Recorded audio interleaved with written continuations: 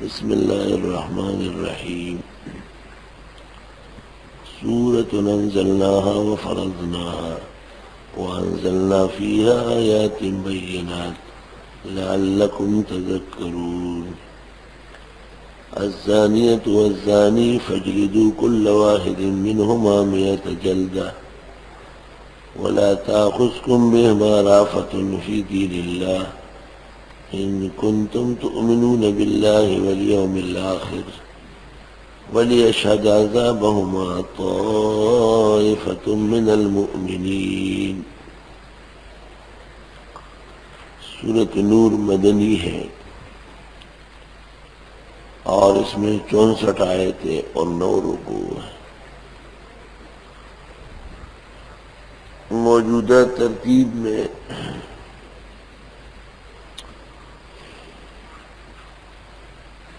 چوبیس ہے اور نزول میں 102 ہے.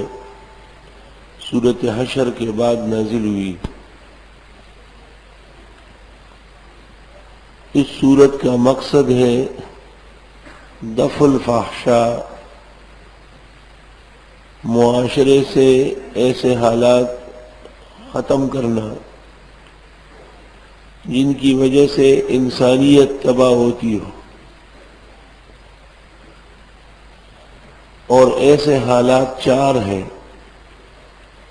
جن کی وجہ سے پورا معاشرہ برباد ہو سکتا ہے.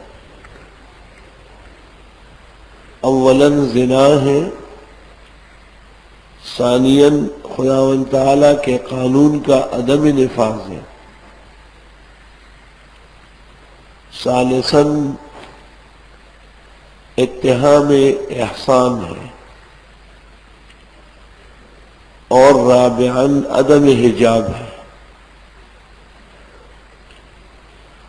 ان 4 مسائل کو سورت کے اندر 12 قاعدوں کے ساتھ بیان فرمایا ہے. ہر مسئلے کو 3 قاعدوں میں ذکر کیا ہے. دفع فحشاء کہ معاشرہ بے حیائی سے پاک ہو،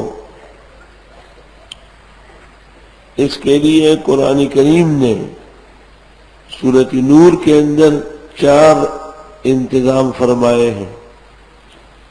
پہلا انتظام یہ کہ زانی کو سزا دے دو.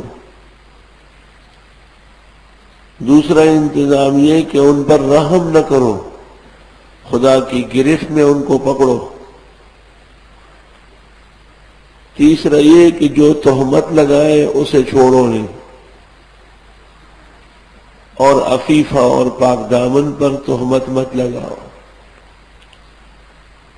اور ان تمام کاموں کو روکنے کے لیے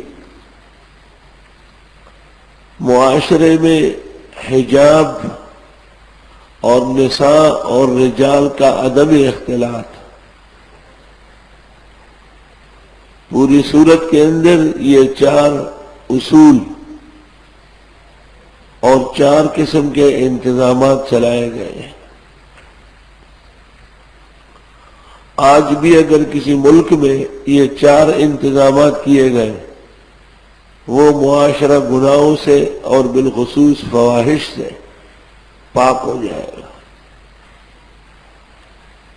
کہ زانی کو حد شرعی نافذ ہو،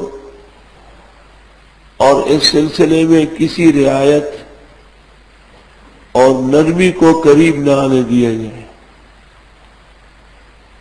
لوگوں کی عفت اور پاک دامنی کا تحفظ ہو، تہمت لگانے کا کوئی امکان نہ ہو، اور رجال اور نساء میں اختلاط نہ ہو، خواتین شرعی حجاب کے پابند ہوں. گزشتہ سورۃ مومنون میں مسلمانوں کے 10 اوصاف ذکر تھے، جس کو کہتے ہیں تحلیہ.